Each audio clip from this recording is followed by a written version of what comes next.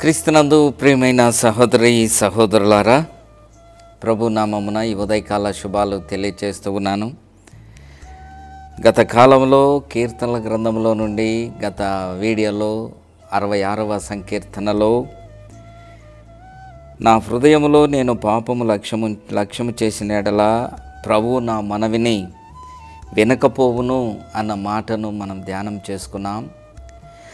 ఈరోజు ఉదయకాల సమయంలో పరిశుద్ధాత్మ దేవుడు ఎందుకు నాకు ప్రేరణ కలుగచేశాడు. 66వ కీర్తన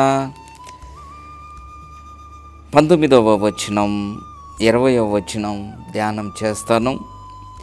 నా హృదయంలో నేను పాపము లక్ష్యం చేసిన ఎడల ప్రభు నా మనవిని వినకపోవును అని గత కాలంలో ధ్యానం చేస్తే, ఈరోజు 19వ వచనంలో నిశ్చయముగా దేవుడు నా మనవి అంగీకరించి ఉన్నాడు, ఆయన నా విజ్ఞాపన ఆలకించి ఉన్నాడు అని 19వ వచనంలో అంటాడు.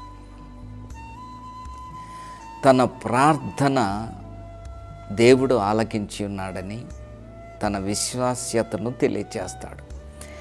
అందుకే ఇక్కడ అంటాడు, నా విజ్ఞాపన ఆలకించి ఉన్నాడు, నిత్యముగా దేవుడు నా మనవిని అంగీకరించి ఉన్నాడు. నిత్యముగా ఎలా చెప్పగలుగుతున్నాడు?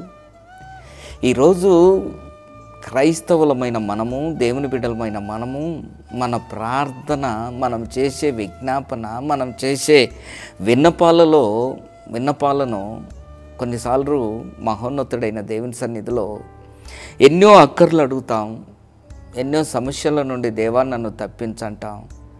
ఆ ప్రార్థన ఆలకించినాడన్న నిశ్చయత నీ జీవితంలో ఎప్పుడైనా కలిగిందా? నిత్యంగా దేవుడు నా ప్రార్థన ఆలకించాడు, నేను చేసిన విన్నపాన్ని దేవుడు నా విన్నపాన్ని త్రోసివేయలేదు, దేవుడు నా విన్నపాన్ని ఆలకించి ఉన్నాడు, నా విజ్ఞాపన ధ్వని ఆయన చెవుల్లోకి చొచ్చి ఉన్నాయని ఎప్పుడైనా ఆ నిశ్చయత ఎప్పుడైనా నీకు కలిగిందా? ప్రియ దేవుని బిడ్డలారా, ప్రియ సహోదరి సహోదరుడా, మహోన్నతుడైన దేవుని సాన్నిధ్యంలో మనం చేసే ప్రార్థన విశ్వాసముతో కూడిన ప్రార్థన అయి ఉండాలి. యేసు ప్రభు వారు అంటాడు కదా, మీరు అడుగు వాటినల్లా పొంది ఉన్నారని మీరు నమ్ముడి అంటాడు.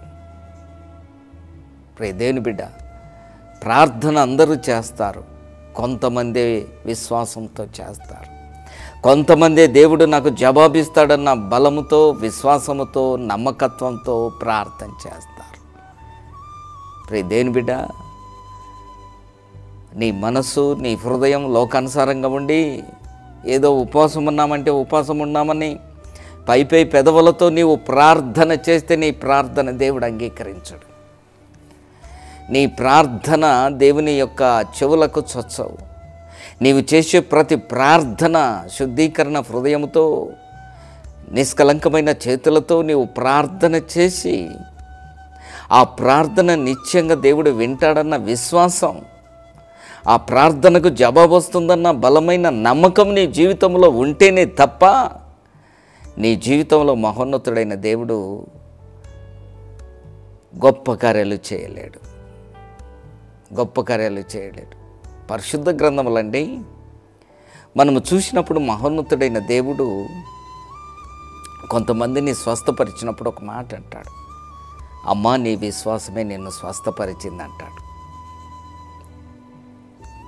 ఒక అన్యుణ్ణి చూసి యేసు ప్రభువారు అంటాడు, ఇంత గొప్ప విశ్వాసం శతాధిపతి విషయంలో, ఇంత గొప్ప విశ్వాసం ఇశ్రాయేలీలో నేను చూడలేదంటాడు.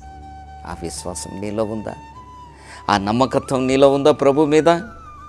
నీవు చేసే ప్రతి ప్రార్థన జవాబు పొందే ప్రార్థనగా ఉండాలి అంటే, గొప్ప కార్యాలు చేసే ప్రార్థనగా ఉండాలి అంటే, మహోన్నతుడైన దేవుని సన్నిధిలో నువ్వు చేసే ప్రతి విజ్ఞాపన ప్రార్థన విశ్వాసంతో కూడి ఎంతై ఉండాలి. విశ్వాస సహితమైన ప్రార్థన ఎట్టిదో యాకోబు భక్తుడు తెలియజేస్తాడు. విశ్వాస సహితమైన ప్రార్థన సాహస కార్యాలను చూస్తుంది. విశ్వాస సహితమైన ప్రార్థన రోగిని స్వస్థపరుస్తుంది. ప్రియ దేవుని బిడ్డ, ప్రియ విశ్వాసి, ఈ ఉదయకాల సమయంలో మహోన్నతుడైన దేవుని సాన్నిధ్యంలో నీ ప్రార్థన విశ్వాసముతో కూడినదై ఉండాలా, నిశ్చయతతో కూడినదై ఉండాలా. కీర్తనకారుడు అంటాడు, నిత్యముగా దేవుడు నా ప్రార్థనను అంగీకరించి ఉన్నాడు అంటాడు కదా. ఆయన నా విజ్ఞాపనను ఆలకించి ఉన్నాడు. దేవునికి స్తోత్రం. ఈరోజు ఉదయకాల సమయంలో ఆ నిశ్చయత నీవు కలిగి ఉంటే నీకు కావలసింది నీ ప్రార్థనలో నమ్మకత్వం. నువ్వు చేసే ప్రతి విజ్ఞాపన, ప్రతి అక్కర దేవుని సన్నిధిలో చేరుతుందన్న విశ్వాసంతో నువ్వు మోకరించాలి. అప్పుడే నీ ప్రార్థన విశ్వాసంతో కూడినదైన ప్రార్థన పరలోక సౌధ్యాన్ని చూడగలుగుతుంది. కనుక విశ్వాసంతో నువ్వు ప్రార్థిస్తావా? ఈ ఉదయకాల సమయంలో నీవు అడిగే ప్రతి ఈవి దేవుడు అనుగ్రహిస్తాడని నమ్ముతున్నావా? నమ్మితే నాతో కూడా తలలు వంచి ప్రార్థన చేస్తా. పరిశుద్ధుడమైన తండ్రి, మహోన్నతుడమైన దేవా, మీ పరిశుద్ధ ఘనమైన మహోన్నతమైన నామానికి స్తుతి స్తోత్రము నాయన.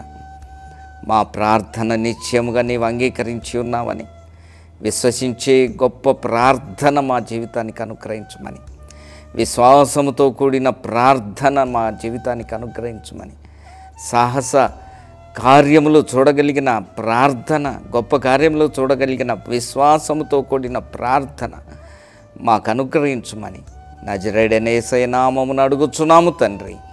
ఆమెన్. God bless you. ప్రభు నిన్ను దీవించునుగాక.